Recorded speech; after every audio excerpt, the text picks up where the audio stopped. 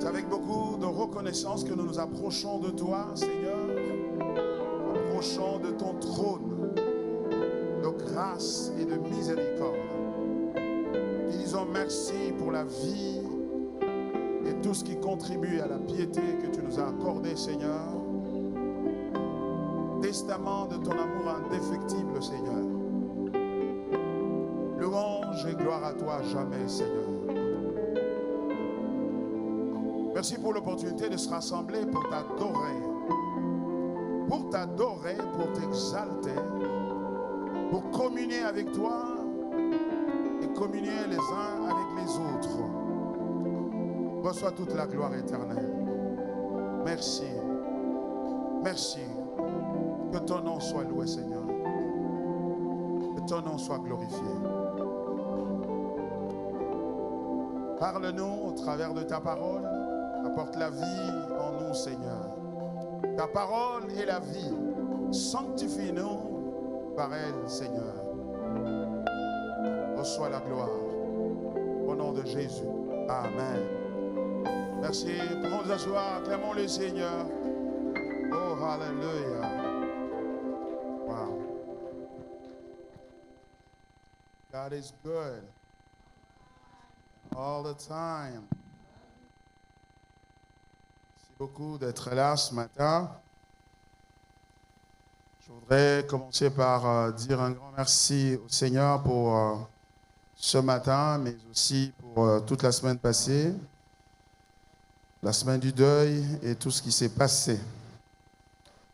Nous rendons gloire à Dieu pour sa consolation, sa force, son courage et tant de bienfaits dont tu nous as comblés, en réponse aussi à nos prières que nous avons faites ensemble et que l'Église a particulièrement faites en ma présence, en ma faveur, voulais-je dire.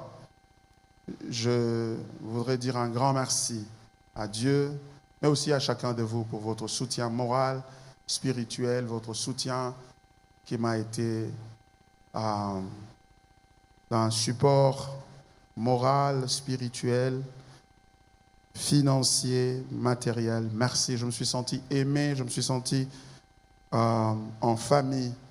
Merci, et tout s'est très bien passé et nous venons de tourner une page. Et tout cela est derrière nous maintenant. Nous regardons devant, nous regardons au retour du Seigneur Jésus-Christ.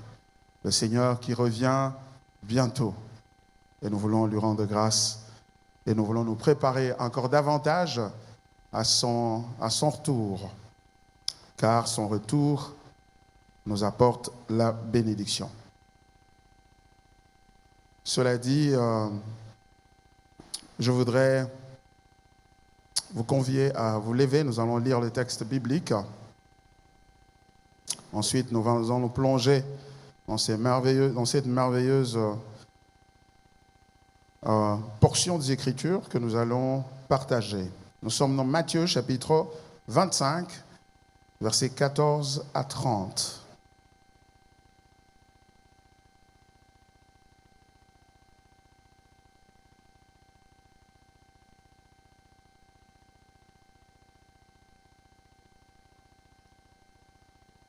Matthieu 25, versets 14 à 30.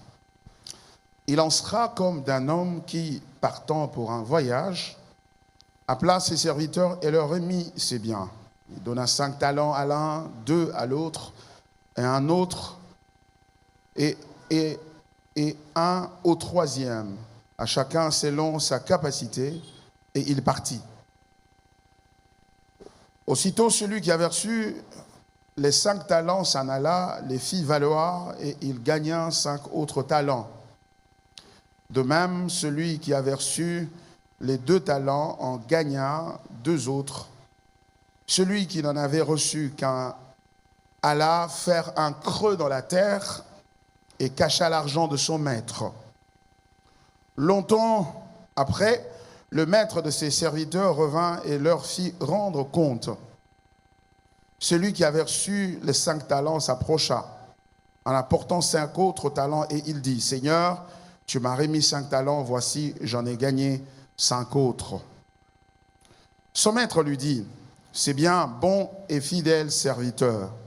Tu as été fidèle en peu de choses, je te confierai beaucoup, entre dans la joie de ton maître. » Celui qui avait reçu les 2 talents s'approcha aussi et il dit, « Seigneur, tu m'as remis 2 talents, voici j'en ai gagné 2 autres. » Son maître lui dit, « C'est bien, bon et fidèle serviteur.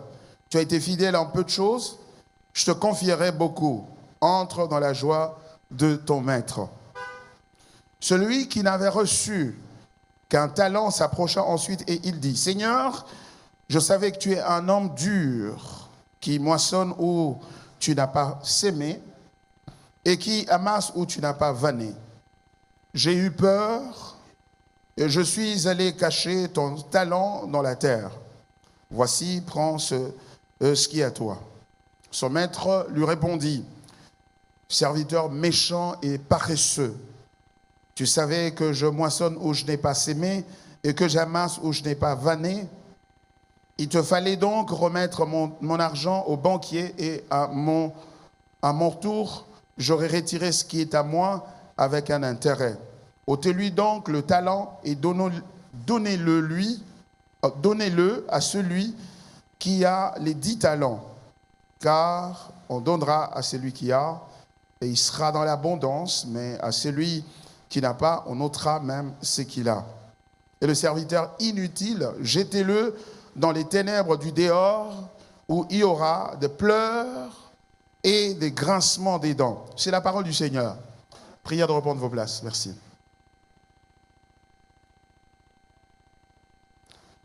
Ce passage, je l'ai partagé le dimanche dernier avant de quitter Seattle, dans notre église mère, appelons-la comme ça. Et le Seigneur me l'a mis encore à cœur de partager avec vous, ici à Kinshasa. Je voudrais, d'entrée de jeu, d'abord, préciser que le texte que nous avons lu fait partie du chapitre 25, dans lequel la thématique ou le thème dominant, c'est la seconde venue de Jésus-Christ. Jésus parle de sa seconde venue. Et avant ce passage, vous l'avez remarqué, pour ceux qui l'ont déjà lu, il a parlé de la parabole des 10 vierges. Et dans cette parabole, il est clairement question du retour du Seigneur. Il a parlé des vierges folles, voulais-je dire, et les vierges sages. Et au terme de cette parabole, il conclut en disant, au verset 13, « Veillez donc, puisque vous ne savez ni le jour ni l'heure. » Ni les jours ni l'heure de quoi? De son retour. Et son retour, remarquez qu'il l'égale au royaume de cieux. Au verset 1er du même chapitre 25, il dit, « Alors le royaume de cieux sera semblable à 10 vierges qui, ayant pris leur lampe, allèrent à la rencontre de l'époux. » Le royaume de cieux, c'est-à-dire la venue de Jésus-Christ, sa seconde venue, est à propos de la venue du royaume de cieux, car la présence de Jésus-Christ sur terre, donc sa première venue, est une venue qui est liée à son royaume. Son royaume. Mais pour mieux comprendre le discours du royaume de cieux, il faudrait retourner dès le départ, c'est-à-dire en Genèse chapitre 1er, où le Seigneur, après avoir créé toutes choses, il va créer l'homme à son image, à sa ressemblance, il les place dans le jardin d'Éden et il lui dit, multipliez et remplissez la terre, dominez sur toutes choses, sur les bêtes de champ, sur les oiseaux, sur les animaux, sur toutes choses, la domination. Dieu parle du langage de domination et donc le langage du règne. Pourquoi? Parce qu'il est le roi qui s'est acquis lui-même ce royaume et qui s'est acquis l'univers avec tout ce qu'il contient, et finalement la terre, et il règne sur toutes choses. Il règne dans les cieux, il règne sur la terre. Et dans la prière de notre Seigneur, la prière modèle qu'il nous a enseignée, ce que vous lisez dans Matthieu chapitre 6, il parle, la thématique du royaume est au centre de la prière du Seigneur. Car notre Seigneur est le roi des rois. Il règne sur les vivants, sur les morts, il règne sur les visibles et sur l'invisible, il règne sur toutes choses. Cependant, le péché qui a été commis dans le jardin était clairement une agression, une attaque contre son règne. C'est le reniement de son règne, c'est une offense contre son règne. Cependant, son règne est attaché à sa personne. Son règne et sa personne sont indissociables. On ne peut pas les séparer. Et quiconque s'attaque au règne du Seigneur s'attaque au Seigneur. Le péché, la gravité du péché qui est entré dans le monde se trouve en ce qu'il attaque, c'est-à-dire le péché, il attaque le règne et donc la personne du Seigneur. Ce qui veut dire que lorsque Dieu envoie Jésus pour venir sur la terre, il l'envoie pour rétablir son royaume, son règne qui a été agressé, qui a été molesté, qui a été corrompu par le péché des êtres humains que nous sommes. Et dans cet enseignement du chapitre 25e de Matthieu, le Seigneur est en train d'insister sur sa venue et donc sur son royaume. Et nous sommes au Matthieu 25, nous sommes dans Matthieu 25, donc nous sommes en train petit à petit de nous cheminer vers la fin de l'évangile de Matthieu et donc vers la fin du ministère de Jésus sur la terre et vers la fin, la thématique sur laquelle il est en train d'insister, c'est la thématique de son règne, de son royaume.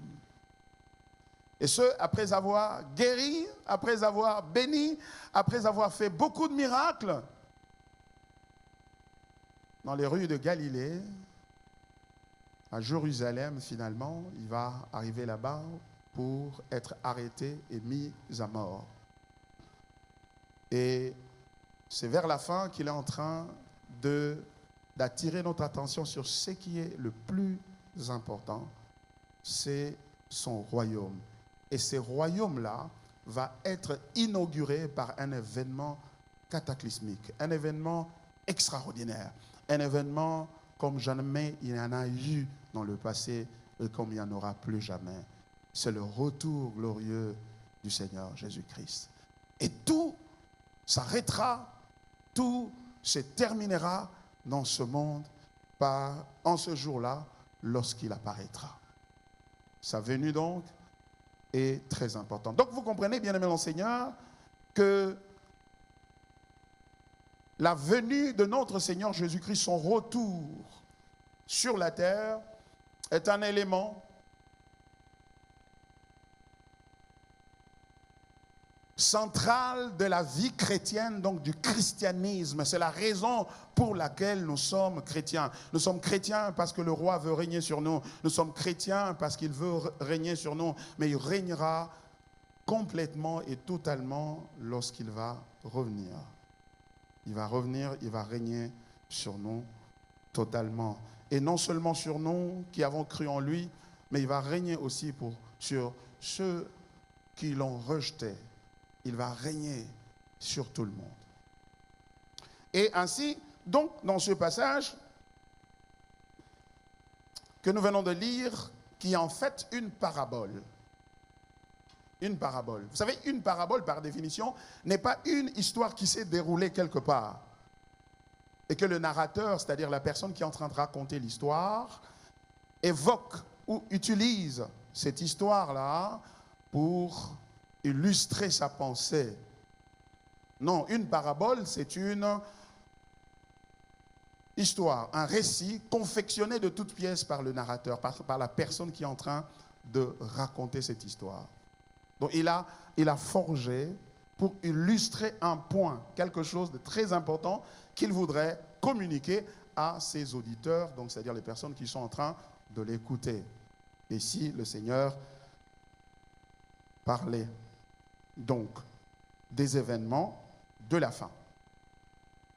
Parce que comme on l'a vu, au verset 24, au chapitre 24, il a encore parlé des événements précurseurs qui annoncent son retour, qui annoncent sa venue, sa seconde venue. Parce que cette portion est dominée par cette pensée-là, le Seigneur reviendra. Alors, puisque celui qui a confectionné cette parabole en vue de nous communiquer sa pensée, qu'est-ce qu'il est en train de nous dire?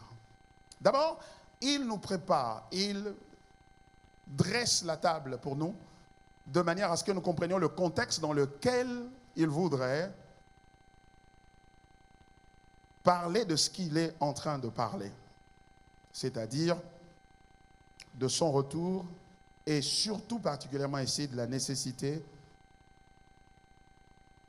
de ce qui va se passer lors de son retour en ce qui concerne la vie de ses enfants.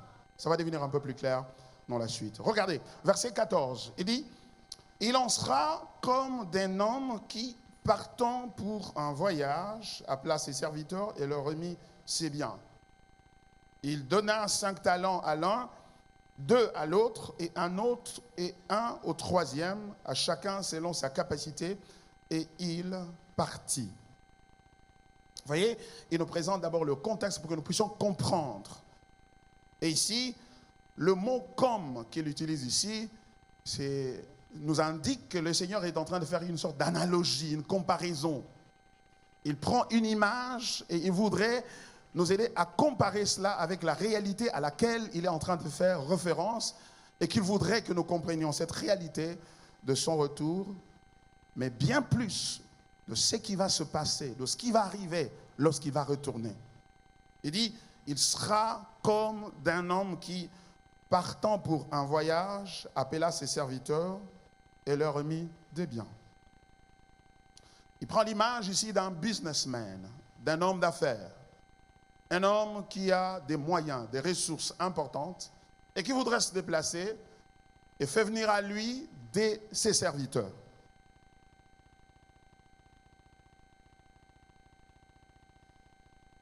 Et il leur remet ses biens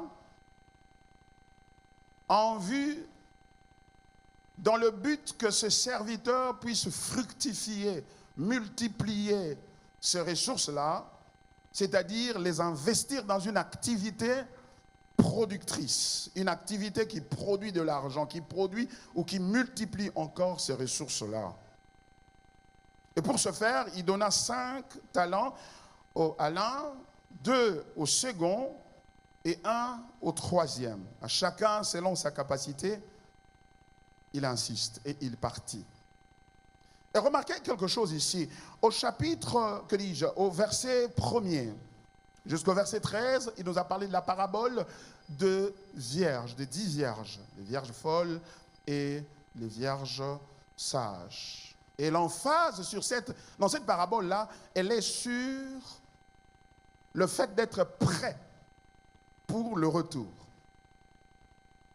Et la pensée, c'est la pensée de la participation. C'est-à-dire, il va venir, ce sera un événement important, et il va organiser des noces, il va organiser une grande fête, et il faut être prêt pour entrer là-dedans. Et pour ce faire, il faut être sage. Donc, dans la première parabole, l'emphase est sur cet aspect-là. Mais dans la seconde parabole, l'emphase est sur ce que les disciples font entre son départ et son retour. En cette fourchette de temps-là. L'emphase est sur cette fourchette de temps-là. Entre le moment où il part et le moment où il revient. C'est pourquoi il emprunte l'image d'un commerçant ou d'un homme d'affaires qui avait beaucoup de ressources et qui avait des serviteurs à sa charge et qui, avant de partir en son voyage, il appelle ses serviteurs et leur remet des biens. Et nous savons que Jésus, ici en train de parler de lui-même, comme ce maître-là. Du coup, ici, il est en train de dire que bientôt, je vais être arrêté et je vais être mis à mort, je vais être crucifié, je vais partir. Mais ce départ n'est pas un départ éternel, n'est pas un départ sans retour. C'est un départ avec un retour, avec un but. Et le but, c'est de retourner.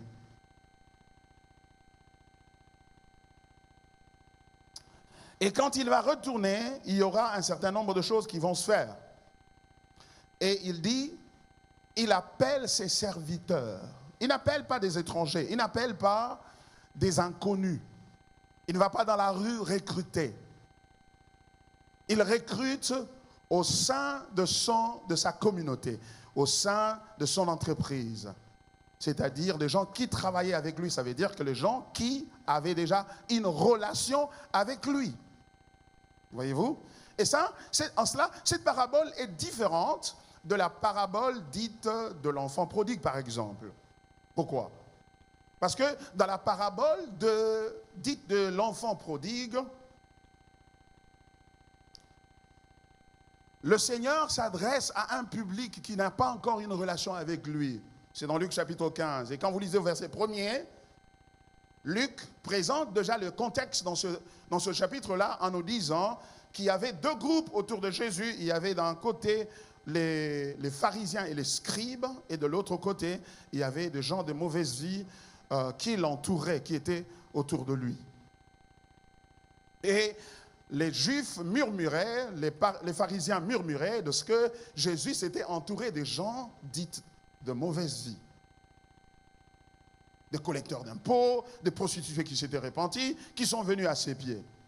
Et Jésus raconte la parabole dans le but de s'adresser aux pharisiens, aux scribes qui murmuraient, afin de leur démontrer que ceux qui sont autour de moi, je trimballe avec eux parce qu'ils se sont détournés de leur mauvaise voie, ils se sont repentis de leurs péchés, ils sont venus à moi, ils sont maintenant mes enfants. C'est pourquoi je suis avec eux. Mais vous qui prétendez être des enfants de Dieu ou des serviteurs de Dieu, vous ne l'êtes pas et vous êtes dans l'hypocrisie, etc. Donc là, il s'adresse aux pharisiens et il leur raconte trois paraboles. Parabole de la brebis perdue, de la drachme perdue et finalement du fils perdu. Pour parler de ceux qui doivent venir vers lui. Mais ici, contrairement à cette parabole-là, ici, Jésus est en train de parler de ceux qui sont avec lui. C'est une réunion de famille. Il ne s'adresse pas aux païens qui doivent se tourner vers lui, venir à lui pour qu'ils se repentent de leurs péchés, qu'ils entrent dans le royaume de Dieu. Non, ici, il est en train de s'adresser aux chrétiens.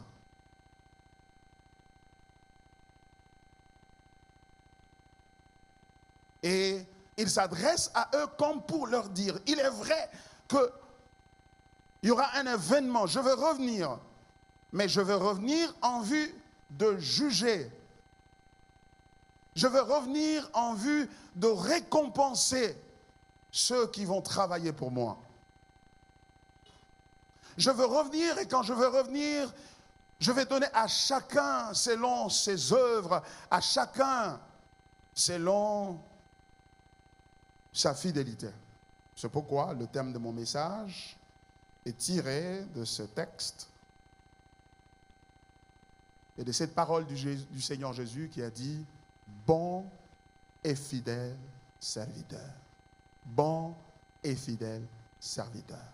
C'est-à-dire qu'à la fin, au retour du Seigneur, Il ne s'agit pas seulement d'accéder au royaume de cieux. Il ne s'agit pas seulement d'accéder au paradis et entrer dans un endroit où il n'y a pas de coupure d'électricité, il n'y a pas de coupure d'eau, il n'y a pas de moto, il n'y a pas la douleur, il n'y a pas un gouvernement qui à peine peut rencontrer les attentes de ceux qui l'ont placé sur eux.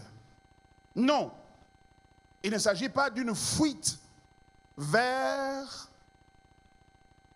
le confort, vers un endroit où on va juste pour se reposer et pour être à l'abri du mal, c'est-à-dire pour ne pas aller en enfer. Car le christianisme n'est pas un échappatoire de l'enfer, n'est pas un appel à fuir l'enfer. L'évangile, le christianisme, c'est un appel à aimer le Seigneur, à marcher avec le Seigneur. Et cet amour est démontré par deux choses. Et ces deux qualités, il dit bon et fidèle serviteur. Bon. Bon pourquoi? Parce que nous avons la perception correcte, exacte du Seigneur. Nous avons compris ce qu'il est. Nous avons compris son cœur de bonté. Et nous l'avons embrassé parce qu'il est bon pour nous. Nous ne l'avons pas embrassé parce que nous fuyons l'enfer, parce que nous fuyons les démons, parce que nous fuyons le combat de la famille, nous fuyons la pauvreté. Mais nous venons à lui parce que nous avons découvert qu'il est bon. Nous avons découvert au travers de ce qu'il a fait, au travers de l'œuvre de la croix, car Dieu a tant aimé le monde qu'il a donné son Fils unique afin que quiconque croit en lui ne périsse point, mais qu'il ait la vie éternelle. Et ça, c'est une expression de bonté. Et quand nous voyons cette bonté-là, nous nous livrons à lui pour le servir, et ce, dans la fidélité. Notre service n'émerge pas de la peur d'aller en enfer ou de la peur de rater la récompense. Notre service n'émerge pas de la peur que si nous ne servons pas le Seigneur, le diable va nous attaquer, les démons vont nous attaquer. Ou peut-être que nous n'allons pas avoir des bénédictions. Mais notre service est un acte de fidélité à lui qui, lui, notre Rédempteur, notre Sauveur, lui qui est tout pour nous. Et pour lui, nous sommes prêts à prendre des risques.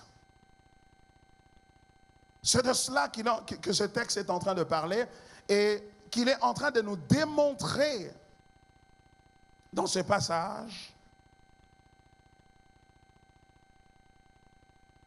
qu'à la fin, lorsqu'il va revenir, il va récompenser ses ouvriers, ses serviteurs, ceux qui ont travaillé pour lui.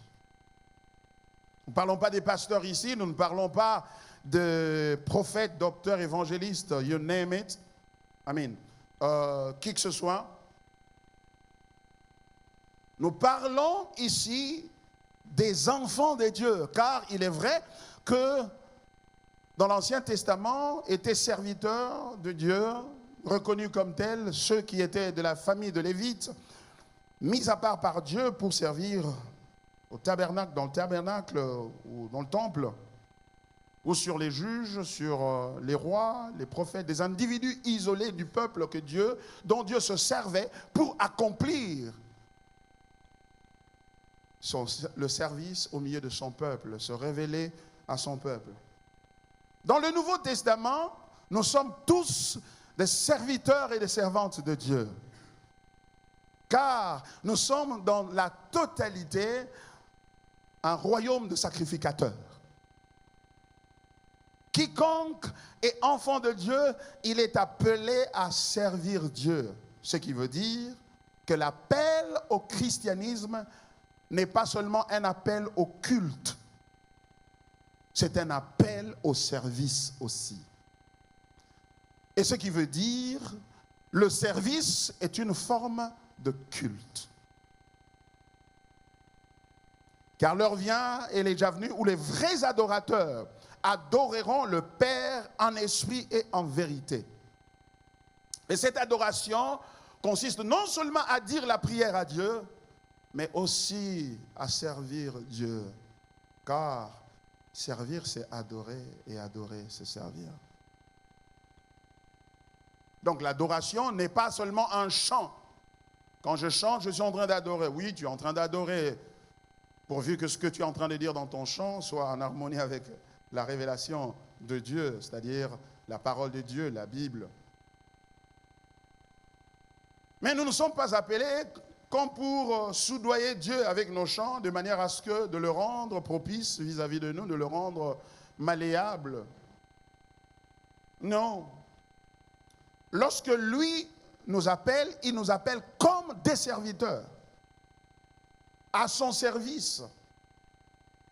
Et pour preuve, lorsqu'il parle à ses disciples, dans Jean chapitre 15, verset 16, il dit ceci: « Ce n'est pas vous qui m'avez choisi, mais c'est moi qui vous ai choisi, et je vous ai établi, afin que vous alliez, vous portiez du fruit, que ce fruit demeure, afin que tout ce que vous demanderez au Père, en mon nom, il vous le donne. » Voyez-vous? Jésus, après avoir marché avec ses disciples pendant un temps, il les avait certes appelés les uns dans un contexte, les autres dans un autre.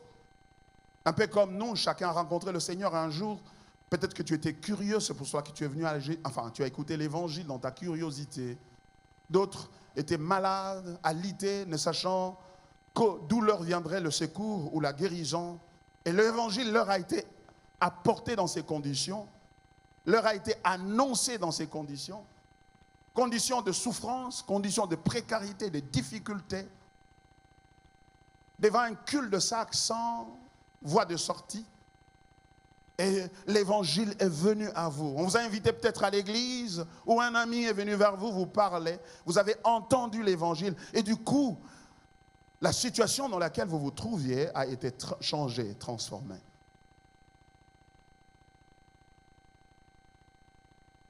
Mais tout cela n'était qu'un pas, n'est qu'un moyen vers une finalité qu'il faudrait que chacun de nous comprenne. Car faute de le comprendre, nous serons, au lieu d'être bénis et réjouis, récompensés le jour où le Seigneur revient, que nous soyons dans la tristesse la plus profonde, de laquelle on ne pourra jamais se remettre, de laquelle on ne sera jamais consolé, car on sera jeté dans les ténèbres du dehors et on ne pourra plus avoir l'opportunité ou la chance, disons-le comme ça, de pouvoir retourner vers le Seigneur. Le but de l'appel de Dieu sur ta vie, c'est que tu le serves. Le but de Dieu sur ta vie, c'est que tu sois à son service. Il le dit sans embâche. Ce n'est pas vous qui m'avez choisi. Nous n'avons pas choisi le Seigneur. Paul renforce cette idée lorsqu'il parle dans Romains, chapitre 8, verset 29 à 30. Ceux qu'il a connus d'avance, il les a aussi prédestinés à être semblables à l'image de son Fils, afin que son Fils fût le premier-né entre plusieurs frères. À l'image de son Fils. Le Fils qu'il a révélé à nous. Quel Fils? Le Fils crucifié. Le saint serviteur de Dieu. Que nous soyons à son image. Que nous soyons aussi serviteurs comme lui. Et ceux qu'il a prédestinés, il les a appelés. Il t'appelle le jour où tu écoutes l'évangile. Tu sens ton cœur brûler pendant que le pasteur prêchait ou le frère là te partageait la parole de Dieu. Tu as senti vraiment que non, ça c'est moi, ça c'est pour moi. Mon temps est arrivé. C'est lui qui t'appelle. Car nul ne peut venir à lui sans que le Père qui l'a envoyé ne l'attire vers lui. Personne ne vient comme par le résultat de la morale, de la moralisation. Oh, la vie est trop dure, les choses sont très dures, je dois commencer à prier. Tu as justement commencé à prier, mais tu n'es pas encore devenu enfant de Dieu. Tu as juste commencé de nouvelles habitudes, d'aller à l'église, de prier, etc. Mais tu n'es pas encore enfant de Dieu. Et tu es même à l'église. On te voit zélé, actif, en train de faire de choses pour Dieu, mais tu n'es pas encore enfant de Dieu. Et cette parabole va le démontrer.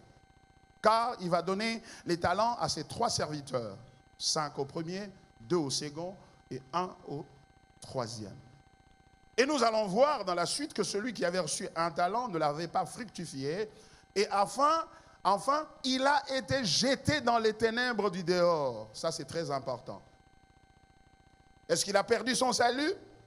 Non, il n'a pas perdu parce qu'il ne l'avait pas. Je vais le démontrer chemin faisant.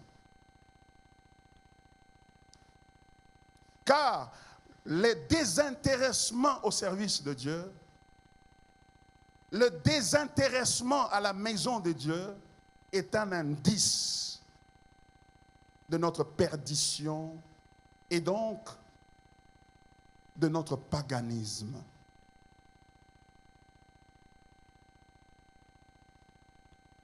Mais vous allez dire, mais non, mais je suis aussi à l'église en train de servir, en train de travailler. Il est possible d'être à l'église et d'être actif et de ne pas être en train de servir Dieu. C'est ce que ça veut dire. L'activisme n'est pas synonyme du service à Dieu, du service qu'il est en train de chercher. Et le Seigneur ne nous a pas laissé sans secours, sans éclaircissement sur les vrais contours, sur ce que c'est que servir Dieu. Sur ce que c'est que servir Dieu. Et dans cette parabole, nous allons voir ça. Et il est possible que je ne termine pas aujourd'hui, hein.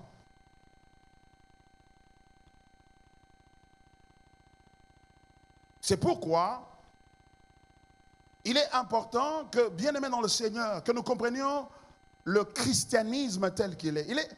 Il est vraiment important. Pourquoi? Parce que dans le christianisme, il y a ce que nous appelle la grâce commune et la grâce rédemptrice. La grâce commune et la grâce rédemptrice. La grâce commune, c'est celle que Dieu rend disponible à tous les êtres humains créés à son image, à sa ressemblance. Car vous le savez, il avait dit à Adam et Ève que le jour où vous mangerez de ce fruit, qu'est-ce qui arrivera? Vous mourrez. C'est-à-dire que l'humanité allait s'arrêter ce jour-là. Mais ce qui s'est passé, c'est que lorsqu'ils ont péché, ils ne sont pas tout de suite morts. Ils vont mourir dans la suite. Ce qui veut dire que la continuation de la vie après l'acte de péché est une expression d'une grâce que Dieu a déversée sur toute l'humanité. Et dans cette grâce, il y a la capacité de manger, de boire, de jouir de choses de Dieu, d'avoir ceci, de prier et de recevoir des réponses, de souhaiter les choses et les voir s'accomplir, de parler des paroles positives et voir leur accomplissement. Cependant, il y a une autre dimension de la grâce rédemptrice, la grâce qui conduit au salut. Et cette grâce-là qui conduit au salut, elle est centrée sur l'œuvre de Jésus-Christ. Du coup, il y a, comme qui dirait, 2 sortes de religions. Il y a la religion de la grâce commune et la religion de la grâce rédemptrice. Ça veut dire qu'il est possible de développer une certaine spiritualité. C'est pour cela certains s'évertuent aujourd'hui à parler même dans l'Église d'une certaine spiritualité autre que la spiritualité basée sur la grâce rédemptrice, et laquelle grâce rédemptrice se résume en la personne et l'œuvre de Jésus-Christ. Pourquoi? Parce qu'il est possible de prier et de recevoir des exaucements à ces prières. Ce qui veut dire que Dieu ne répond pas seulement aux chrétiens. Il ne répond pas seulement aux prières des chrétiens. Il répond aussi aux prières de non-chrétiens. Et peu importe leur religion. Pourquoi? Mais parce que pour que Dieu accomplisse ses plans et ses desseins et que le retour du Seigneur soit visible à tous, indistinctement, que vous soyez chrétien ou pas chrétien, il faut que et les chrétiens et les non-chrétiens vivent. Et celui qui donne la vie aux non-chrétiens, c'est le Seigneur. C'est pourquoi la Bible dit, Il fait pleuvoir sa pluie, il fait tomber la pluie sur les bons et sur les méchants. Il fait briller son soleil sur le bon et sur le méchant. Ce qui veut dire ceci, c'est l'implication de cette compréhension, c'est que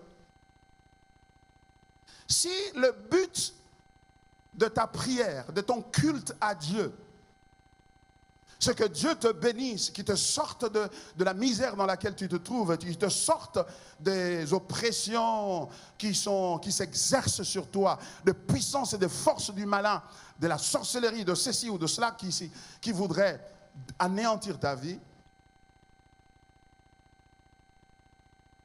Cela ne veut pas dire que tu es chrétien. Cela ne veut pas dire que tu es dans la grâce rédemptrice.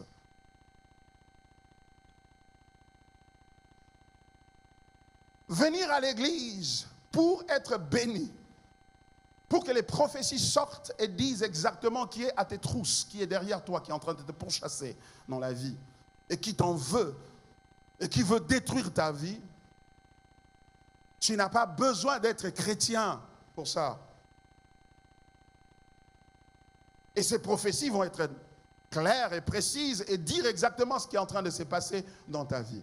Donc, la véracité des prophéties dans ta vie ne veut pas dire que toi, tu es chrétien, que tu es un enfant de Dieu. Car les enfants de Dieu sont des serviteurs et des servantes de Dieu. Et ainsi, leur emphase est sur autre chose que sur ces choses-là. Comment je le sais? Mais je le sais parce que Matthieu, chapitre 7, le fameux Matthieu 7 que je dis souvent, nous le dit. Et il nous le dit en termes eschatologiques, c'est-à-dire en termes de temps de la fin. Matthieu 7, verset 22. Écoutez d'abord, à partir du verset 21 pour faire mieux le contexte, refaire mieux le contexte. Ceux qui me disent Seigneur, Seigneur n'entreront pas tous dans le royaume des cieux. Mais celui-là, seul qui fait la volonté de mon Père qui est dans les cieux. Vous voyez? Maintenant, verset 22 dit ceci. Plusieurs me diront en ce jour-là, Seigneur, Seigneur, n'avons-nous pas prophétisé par ton nom? Voyez-vous? Prophétie. Des prophéties qui tombent juste correctes. N'avons-nous pas chassé des démons par ton nom? Ouais, ils sont dans le combat et dans la délivrance, etc. Et les démons sont en train de partir. Ils ont même des témoignages, des expériences vécues. Et n'avons-nous pas fait beaucoup de miracles par ton nom? Ils sont dans le surnaturel. Font de choses et il y a des preuves. Et il y en a qui disent c'est Seigneur Jésus et Jésus-Christ est Seigneur, la preuve est dans les miracles. Au verset 23, il dit alors, et voici le verset concluant qui nous rend sobres. Alors je leur dirai ouvertement, je ne vous ai jamais connu, retirez-vous de moi, vous qui commettez l'iniquité. Voyez? Retirez-vous de moi, car je ne vous ai jamais connu. Mais Seigneur, comment tu peux raconter des trucs pareils? Non, mais c'est pas vrai. N'avons-nous pas prophétisé par ton nom? N'avons-nous pas chassé des démons par ton nom? N'avons-nous pas fait beaucoup de miracles par ton nom? Je dis oui, certes, vous avez fait ces miracles-là, je le reconnais. Vous avez fait toutes ces choses-là. Mais vous, je ne vous connais pas. C'est une question identitaire. De ce que vous êtes, je ne vous connais pas. Mais pourquoi? Parce que ceux qu'il a connus d'avance, il les a aussi prédestinés à être semblables à l'image de son Fils. Son Fils qui, le saint serviteur, celui que le Père a envoyé, qui est venu sur la terre pour accomplir le dessein de Dieu, accomplir la volonté de Dieu, car ce ne sont pas ceux qui disent « Seigneur, Seigneur » qui entreront dans le royaume des cieux, mais seul celui-là qui fait la volonté de son Père. Et quelle est la volonté de son Père? Nous retournons dans Matthieu 25. Il dit, il en sera comme, verset 14, il en sera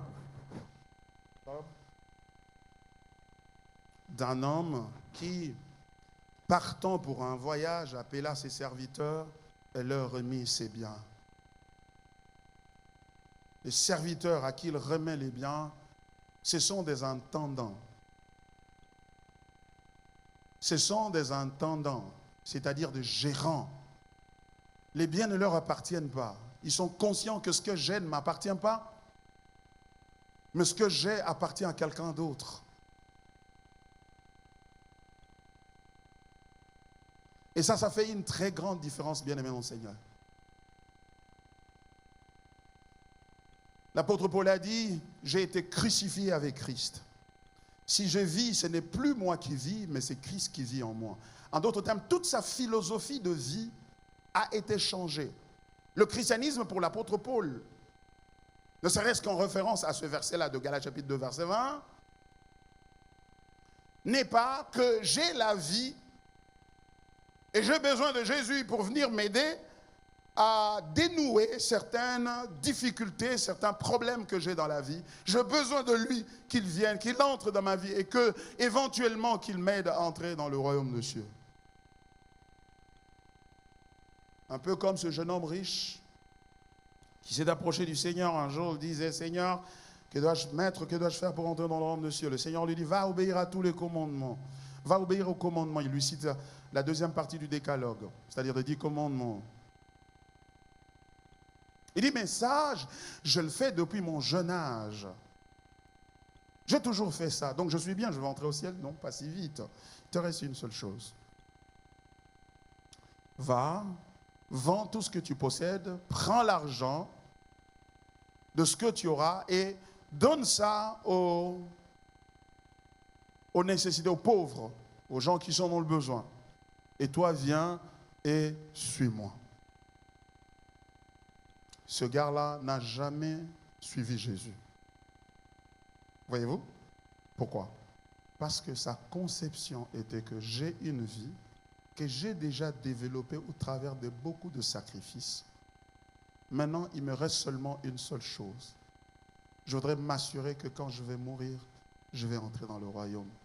De sorte que tous les sacrifices, toute mon obéissance que j'ai démontrée au travers des années, depuis mon jeune âge, ne tombe pas à l'eau.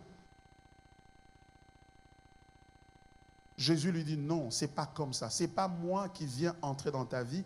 Je ne viens pas assaisonner ta vie pour la rendre meilleure. Je ne viens pas assaisonner ta vie pour la rendre meilleure.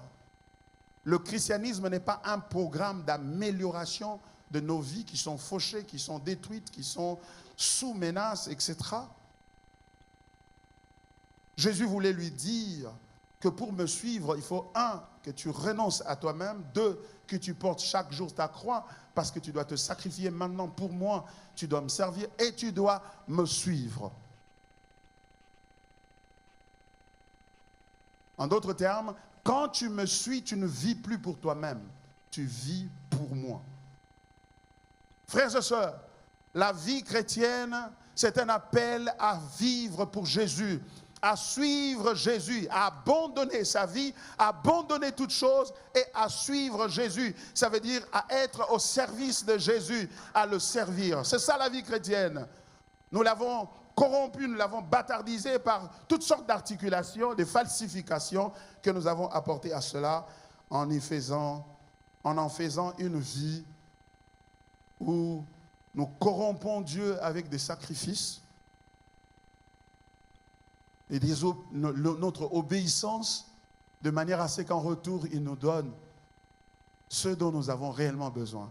Et ce dont nous avons réellement besoin, ce n'est pas de lui, mais c'est la meilleure version de nous-mêmes. C'est la version innovée, c'est la version bénie de nous-mêmes. La version avec des beaux costumes, avec de belles maisons, avec beaucoup de bonnes choses, de sorte qu'à la fin, tout le monde sache que oui, nous prions, nous sommes des enfants de Dieu. Comment je le sais?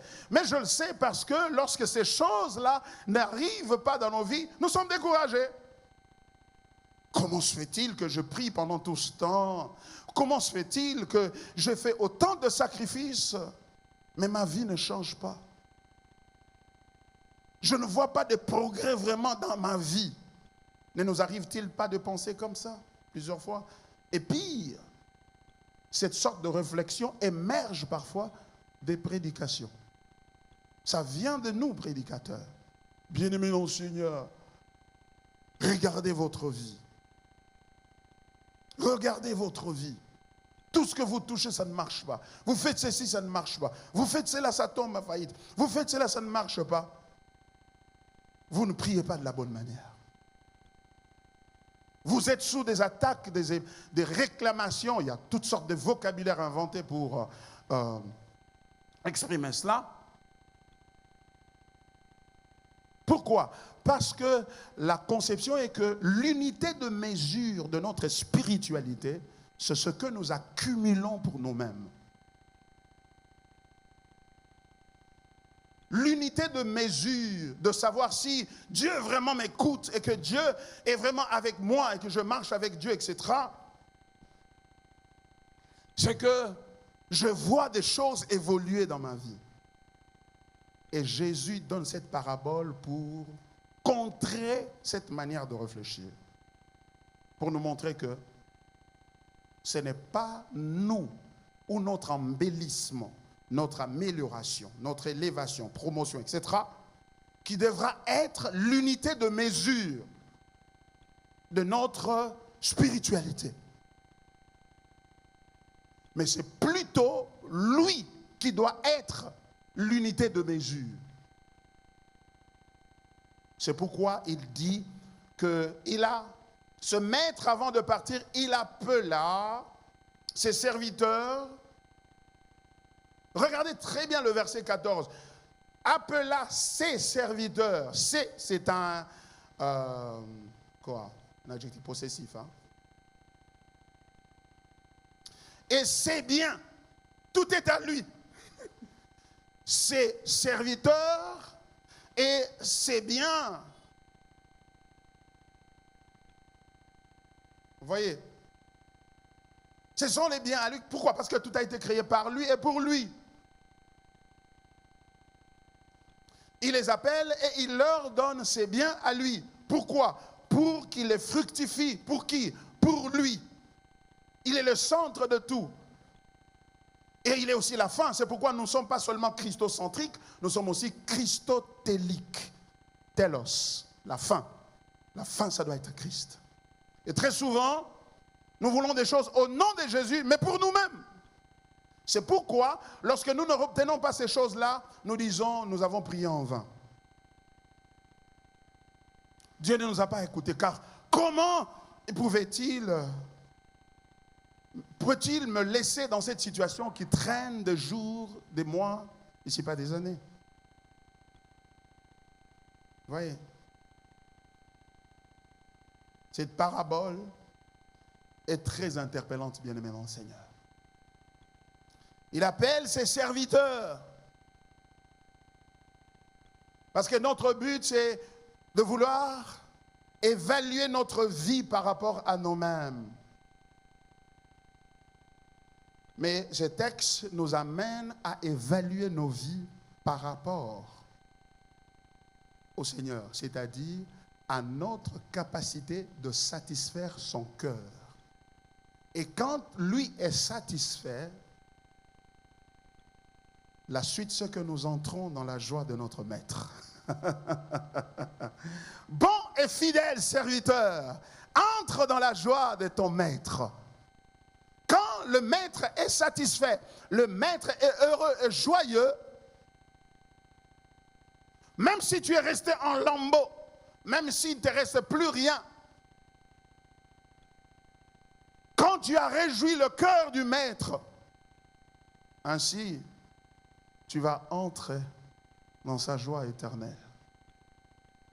Par conséquent, ce que tu n'as pas ne doit pas être une unité de mesure. C'est un faux évangile.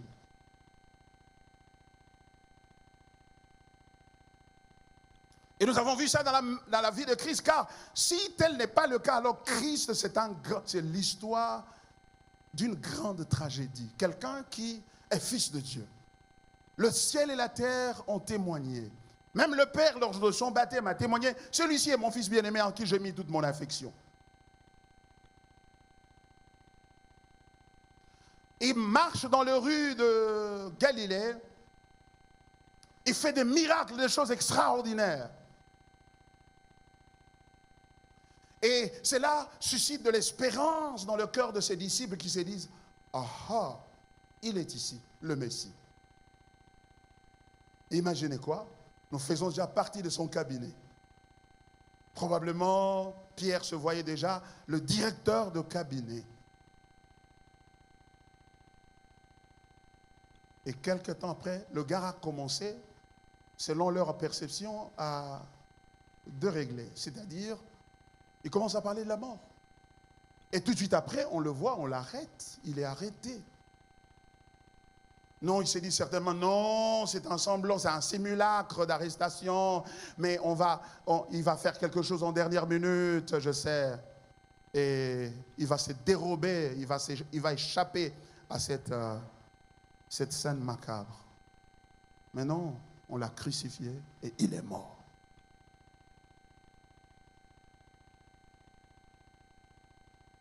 Mais avant de mourir, vous savez, il se retrouvait à Gethsemane, il a dit, Père, non pas ce que moi je veux, mais ce que toi tu veux. Si Jésus devait évaluer sa vie sur la terre par rapport à ce qu'il avait accumulé pour lui-même, c'est un grand échec. Mais il a évalué sa vie par rapport au cœur de son Père, satisfaire le cœur de son Père. Le Fils ne fait que ce qu'il voit le Père faire. N'avoir rien aujourd'hui, toutes les portes sont fermées, des choses ne marchent pas. Ça ne veut pas dire que Dieu n'est pas avec toi. Ça ne veut pas dire que tu ne sers pas Dieu dans la vérité. Ça ne veut pas dire que tu es maudit. Ça ne veut pas dire que tu n'es pas un enfant de Dieu véritablement. Bien au contraire, ça peut vouloir dire exactement le contraire, que tu es enfant de Dieu. Ça peut.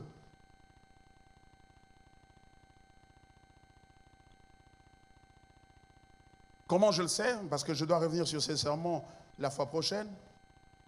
Comment je le sais? Mais je le sais parce que le texte biblique le dit. Regardez, le même chapitre, Matthieu 25.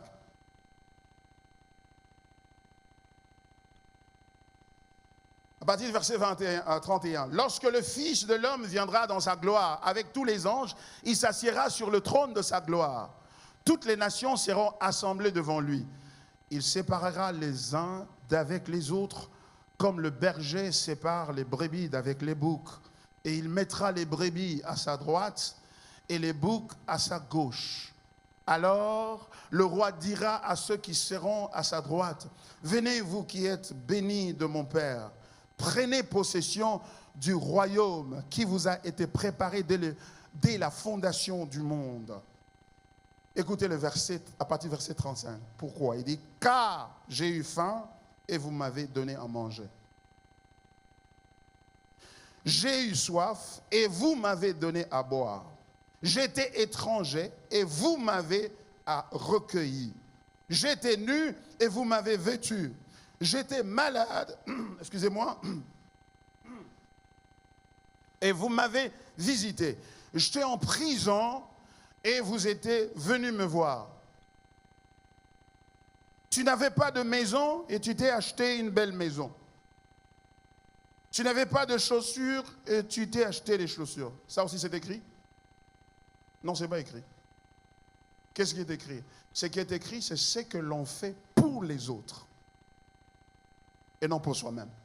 Donc, l'unité, le critère d'évaluation, c'est ce que nous investissons dans les autres. J'avais faim, tu m'avais donné à manger. J'avais soif, tu m'avais donné à boire. J'avais le deuil, tu étais venu me voir. Et ils vont dire, le Seigneur est très clair, hein? C'est pourquoi, I'm sorry, la page. À partir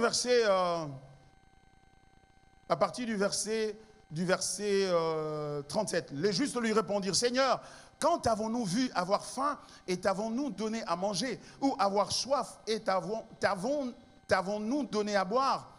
Quand t'avons-nous vu étranger et t'avons-nous recueilli?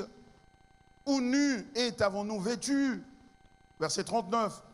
Quand avons-nous vu malade et en prison et en sommes-nous allés vers toi?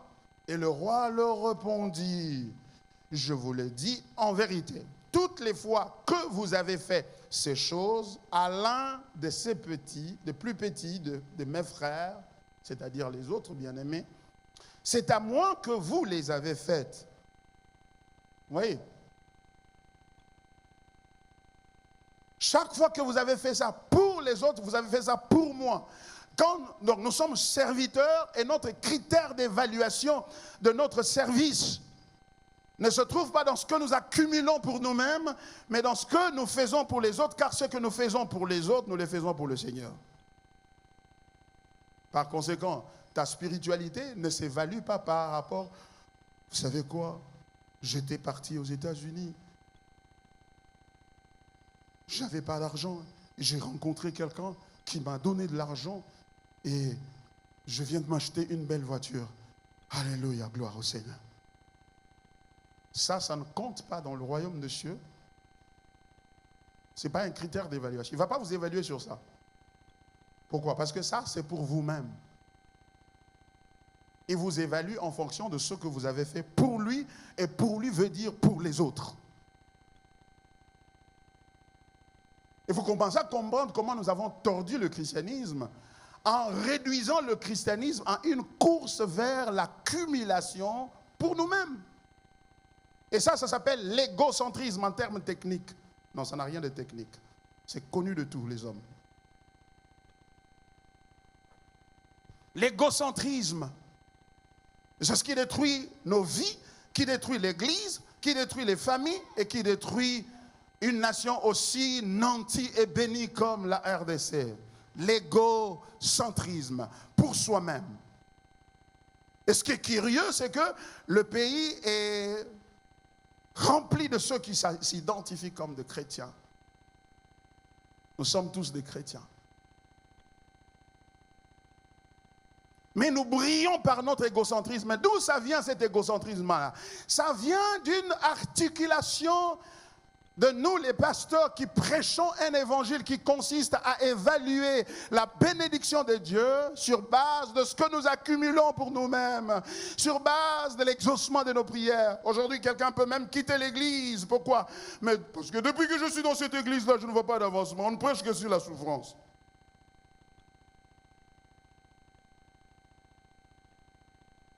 Il veut une église où il est au centre de la prédication. Il est au centre de la prophétie. Il est au centre de l'enseignement. Est-ce à dire que nous ne devons pas prêcher la bénédiction ici? Nous prêchons la bénédiction parce que la bénédiction, en fait, par définition, il l'a dit, il y a plus de bonheur à faire quoi? À donner qu'à faire quoi? Qu'à recevoir. Celui qui donne et qui donne aux autres, il est plus béni que celui qui veut recevoir. Parce qu'il y en a qui donnent pour recevoir. Mais ceux qui donnent pour donner, ceux qui donnent comme pour accomplir leur vocation, ils sont plus bénis. Car il a dit, dans le texte que nous avons lu, j'avais faim, vous m'avez donné à manger. J'avais soif, vous m'avez donné à boire. Quand tu donnes, ça veut dire que tu te prives de quelque chose. Tu prends ce qui t'appartient, tu donnes ça à quelqu'un d'autre. C'est-à-dire que tu t'imposes une souffrance. Tu souffres de quelque chose.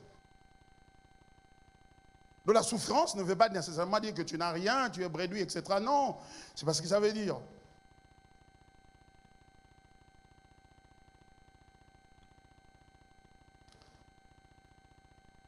Il appelle ses serviteurs. Voici, ce sont ceux-là que lui appelle ses serviteurs. Et ça, c'est n'importe quel chrétien qui peut le faire.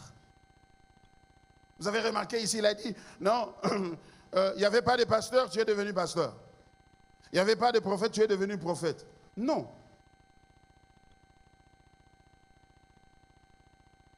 J'avais faim, tu m'as donné à manger. J'avais soif, tu m'as donné à boire. Et ça veut dire que tout le monde peut le faire. C'est pourquoi il avait 3 serviteurs. Il appelait ses serviteurs, il les appelait 3 et il a donné à chacun selon sa capacité. Il a donné 5 talents au premier, 2 talents au second et 1 talent au troisième. Il n'y a personne ici qui dise qu'il n'est pas de talent. Les talents dont il est question, je voudrais préciser cela avant de partir, les talents dont il est question ici, il ne s'agit pas des talents naturels. D'abord, dans le contexte, le talent ici veut dire des ressources, c'est-à-dire, disons-le comme ça, peut-être l'argent, voilà. Et lorsque cela s'applique à nous, les ressources, les talents, ce n'est pas de l'argent que Dieu nous donne. C'est plus que ça. Tout ce que Dieu nous a donné comme capacité, comme ressources naturelles, morales, spirituelles, des dons spirituels, et même de l'argent, même des opportunités, de choses, des relations, et tout ce que Dieu nous a donné, Dieu nous a rendus capables d'avoir, y compris notre physique, parce que ce n'est pas tout le monde qui a ses 2 mains et ses 2 jambes. Ce n'est pas tout le monde. Car Dieu a donné à chacun selon sa capacité. Il a donné aux uns ceci, il a donné aux autres cela. Mais il n'y a personne qui soit en mesure de dire que à moi, Dieu n'a rien donné. Pourquoi? Parce que ce n'est pas seulement l'argent. Et remarquez que dans le contexte, il est en train de parler d'un verre d'eau. C'est aussi élémentaire que ça. Au point que tu ne peux pas dire que moi, je n'ai rien à donner à qui que ce soit. Non, si tu as quelque chose, tu n'as même pas un verre d'eau, c'est ça? Si tu n'as pas un verre d'eau, ça veut dire que tu es mort. Tu n'es pas vivant. Parce que pour vivre, il faut de l'eau. Il faut que tu boives. Alors, au lieu de boire, tu donnes à quelqu'un d'autre. Nous avons des dons. En d'autres termes, Jésus veut dire, toute la philosophie de vie, toute la raison de vivre doit être tournée vers servir le Seigneur. Et servir le Seigneur, c'est clair, c'est apporter aux autres la vie au travers des ressources que Dieu nous a données. Et ces ressources, ça peut être le pouvoir, l'autorité, on t'a donné, on vient de te nommer ministre ou je ne sais pas moi, directeur de cabinet quelque part. Les ressources qui sont à ta disposition sont des talents que Dieu nous a donnés.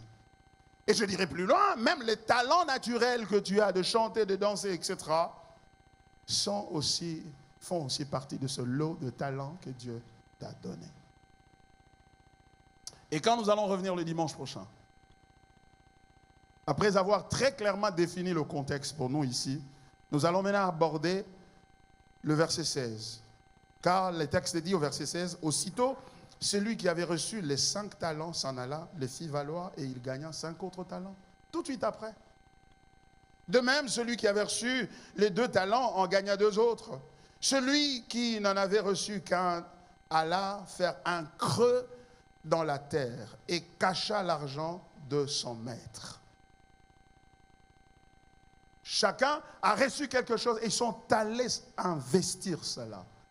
Ils sont allés s'impliquer dans les activités de capitalisation, d'augmentation, d'accroissement de ressources qu'ils avaient reçues de leur maître. Et ils l'ont fait pour son compte. Et longtemps après, le maître de ses serviteurs revint et leur fit rendre compte. Voyez-vous? Et c'est de cela que nous allons parler le dimanche prochain, Dieu voulant, de sorte que nous puissions être à mesure de comprendre. Bien-aimé mon Seigneur, si nous sommes des serviteurs de Dieu, par conséquent des enfants de Dieu, ou nous ne le sommes pas. Parce qu'il y a une fausse religion qui est entrée dans l'Église, qui nous séduit, qui nous fait croire que nous sommes des chrétiens alors que nous ne le sommes pas. Parce que nous avons un certain verbiage, un certain langage, une certaine terminologie ou certaines habitudes. Nous allons quelque part que nous appelons l'Église, etc. Mais au fond de nous, nous sommes des accumulateurs de ressources pour nous-mêmes. Autrement connus sous le nom d'égoïstes. Vous n'avez pas à faire beaucoup d'efforts pour définir l'égoïsme et la générosité. Il suffit de regarder autour de vous. Il suffit de nous regarder notre belle nation, qui fait l'objet de convoitises de toutes les nations de la terre. Mais regardez le piteux état dans lequel nous nous trouvons. C'est parce qu'il y a peu de serviteurs de Dieu. Je ne parle pas des pasteurs, je ne parle pas des prophètes, évangélistes, etc. Je parle de chrétiens qui vivent pour les autres. Incluons dans la prière.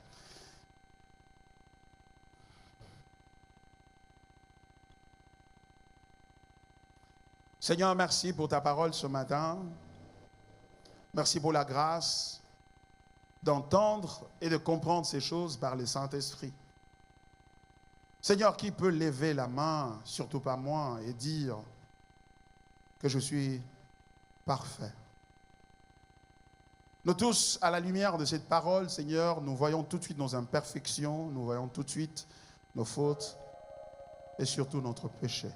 Te prions de nous pardonner et de nous aider par ta grâce à être et à devenir des serviteurs et des servantes. Bons et fidèles. Tu reviens bientôt, Seigneur, avec tes récompenses entre tes mains.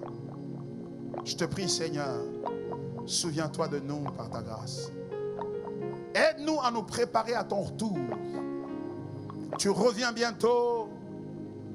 Tu auras les brebis à ta droite et les boucs à ta gauche. Tu viens avec des récompenses. Aide-nous, alors qu'il est encore temps, de nous préparer pour cette rencontre. Nous te prions, Seigneur. Merci pour ce matin, que cette parole demeure dans nos cœurs, que cette parole transforme nos cœurs et modifie notre manière de gérer nos vies, de gérer nos ressources. Que nous puissions les gérer à la lumière de ta parole, non pas à la lumière de ce qui est autour de nous, car ces jours-ci, les hommes sont devenus mauvais, méchants. Mais toi, tu cherches des bons et fidèles serviteurs. Nous voici, Seigneur. Utilise-nous par ta grâce. En ton nom merveilleux, nous avons ainsi prié. Amen. Que Dieu vous bénisse.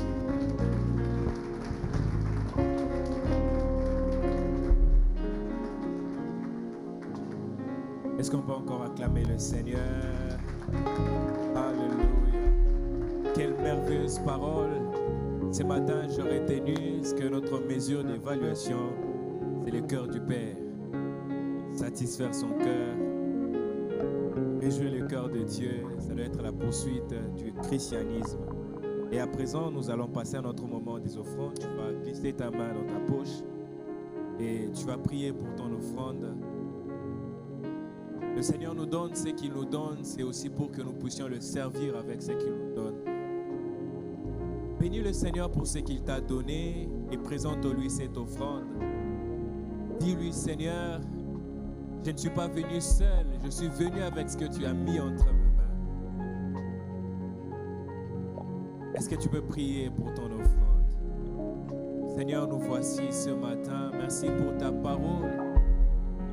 Merci d'avoir parlé à nos cœurs. Merci, ô Dieu, de nous avoir rappelé. Et nous venons, nous voulons te servir avec nos biens aussi. Te présentons ces offrandes que tu as mis entre nos mains. Nous disons, Seigneur, que cela puisse aider à l'avancement de ton œuvre. Nous disons, ô Dieu, que ce que nous mettons dans ces paniers, que cela puisse aider, que ceux qui n'ont pas encore écouté l'Évangile puissent écouter l'Évangile, que l'Église puisse s'organiser, Seigneur. Ainsi, nous te les donnons et nous disons Amen.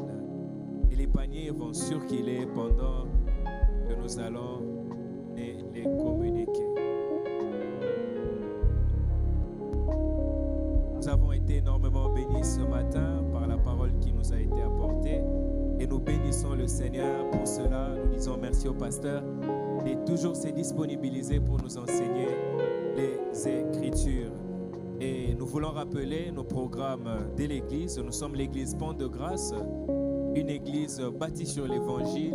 Au-delà de cela, nous sommes une famille. Ça veut dire nous sommes des frères et des sœurs dans le Seigneur. Jésus-Christ est notre grand frère, Dieu est notre Père en Christ. Et en cela, nous nous considérons comme une famille. Donc, c'est lui qui est à tes côtés et ton frère, il est ta sœur. Et les programmes de la semaine, elle est ta sœur. Merci, pasteur. Et les programmes de l'église se présentent comme suit. La semaine, nous avons 2 programmes. Le mardi, nous avons notre culte d'enseignement.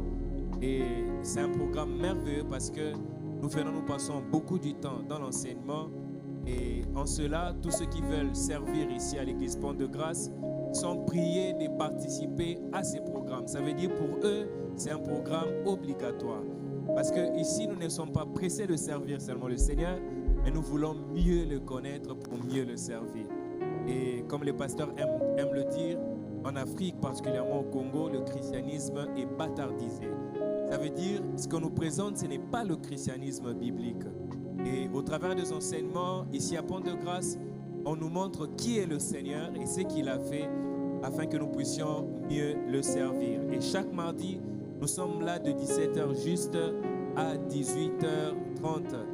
Et les enseignements sont donnés. Le pasteur lui-même est là pour donner les enseignements. Et les jeudis, c'est notre culte d'intercession. Et dans ces cultes, l'emphase est mise sur l'intercession. Et nous venons pour présenter nos requêtes à Dieu, nos besoins à Dieu. Mais aussi, il y a une particularité, c'est qu'on nous enseigne aussi à comment prier. C'est-à-dire l'exposition qui est faite, c'est pour nous montrer qu'est-ce que la prière au vrai sens du mot. Ce n'est pas seulement venir pour chercher à changer la volonté de Dieu, mais nous venons pour s'associer à Dieu et nous incliner au-devant de lui. Et le jeudi, c'est notre culte d'intercession. Si vous avez des problèmes, vous avez des requêtes, la Bible dit celui qui est dans la souffrance, qu'il prie. Et en ces lieux, nous venons le jeudi pour prier. Nous venons présenter nos requêtes à Dieu pour dire, nous croyons que tu écoutes les prières, nous croyons que tu es notre Père, alors nous pouvons nous confier à lui. Chaque jeudi, nous sommes là de 17h juste à 19h juste.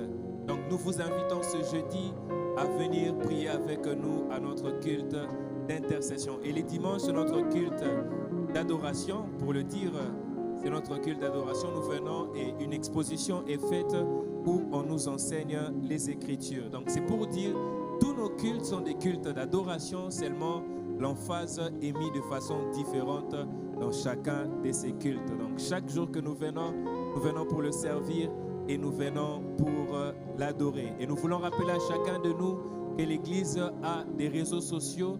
Après ici, vous pouvez suivre ces cultes sur notre chaîne YouTube, sur Facebook et dans nos différentes plateformes. Si vous n'êtes pas abonné, vous pouvez vous abonner et vous allez suivre les différents programmes de l'Église en direct.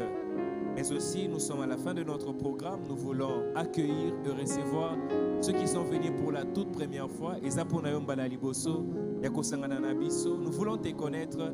Veuillez nous aider à lever votre main et nous voulons vous accueillir au milieu de nous. Est-ce qu'on peut acclamer le Seigneur? Est-ce que vous pouvez vous lever là où vous êtes? Nous voulons mieux vous voir. Est-ce qu'on peut mieux acclamer le Seigneur pour nos bien-aimés qui sont venus ce matin? Nous sommes contents et nous bénissons le Seigneur pour votre présence ce matin. C'est des pliants qu'on vous a remis, c'est pour vous aider à connaître l'Église, mais aussi l'Église veut vous connaître. À la fin, ne soyez pas pressés de partir. Vous allez vous approcher à ma droite à la fin du culte et nos conseillers vont pouvoir parler avec vous 5 minutes seulement. Est-ce qu'on peut encore acclamer le Seigneur pendant que nos bien-aimés sont en train de s'asseoir? Nous bénissons le Seigneur pour votre présence ce matin. Nous sommes très contents de vous compter parmi nous et nous prions que ça ne soit pas votre dernière fois de vous réunir avec nous. Et l'administration de l'Église rappelle à tout le monde de l'Église que chaque mois, nous avons une contribution allant dans le sens de payer notre loyer. Et nous vous rappelons, vous qui avez souscrit, vous qui avez des moyens, de veiller à contribuer pour le paiement de notre loyer. Nous sommes à la fin de notre culte ce matin. Veuillez vous lever et nous allons bénir le Seigneur pour ces cultes. Tu vas élever ta voix, tu vas bénir le Seigneur, tu vas exalter Dieu, tu vas bénir Dieu pour les merveilleux moments que nous avons passés. Il n'y a pas un moment qui puisse être comparable au moment que nous passions dans la communion avec le Seigneur. Et ce matin, nous avons communié avec lui. Nous avons communié avec sa parole. Élève ta voix, bénis Dieu pour ce privilège. Seigneur, merci pour ce privilège. Merci pour cette grâce. Oui, tu m'as accordé la grâce de venir ce matin. La grâce d'écouter ta voix, d'écouter ta parole. Ce matin, nous n'étions pas au pied d'un homme, nous étions à tes pieds. Tu nous as entretenus. Oui, Seigneur, tu nous as lavés par ta parole. Oui, Seigneur, tu nous as transformés. Tu as renouvelé notre intelligence. Pour cela, nous te bénissons. Bon berger, nous te bénissons parce que tu nous as nourris ce matin. Bon berger, nous te bénissons parce que tu nous as relevés ce matin. Tu nous as fortifiés. Tu nous as pris dans tes bras. Oui, ceux qui ne savaient plus marcher, tu nous as pris. Et ce matin, tu nous as à nouveau appris combien marcher avec toi. Comment marcher avec toi. Merci pour ton serviteur. Merci, oh Dieu, pour ta grâce sur sa vie. Merci, oh Dieu, pour les merveilleux moments que nous passons où nous sommes enseignés par toi. Nous te bénissons, Seigneur. Nous disons que tu es bon, tu es merveilleux. Tu es le bon berger. Tu es notre maître. Tu es notre sauveur. Tu es notre rédempteur. Oui, tu es celui qui nous soutient. Tu es celui qui nous tient dans tes mains. Oui, même lorsque nous faiblissons, tu es celui qui nous fortifie. Lorsque nous ne voyons plus le chemin, c'est toi notre chemin. Tu es la lumière qui éclaire nos sentiers. Oh Jésus, tu es ce pain de vie que nous avons reçu de Dieu. Nous t'exaltons ce matin. Nous te bénissons dans nos vies. Nous disons qu'il n'y en a point d'autre comme toi. Nous disons qu'il n'y en a point de semblable à toi. Nous disons qu'il n'y en a point de comparable à toi. Tu es doux et humble de cœur. Tu prends soin de nous, Seigneur. Alléluia. Ce matin, Jésus, sois béni dans nos cœurs. Ce matin, sois exalté dans nos vies ainsi que dans nos familles, dans ton Église, Seigneur. Alléluia.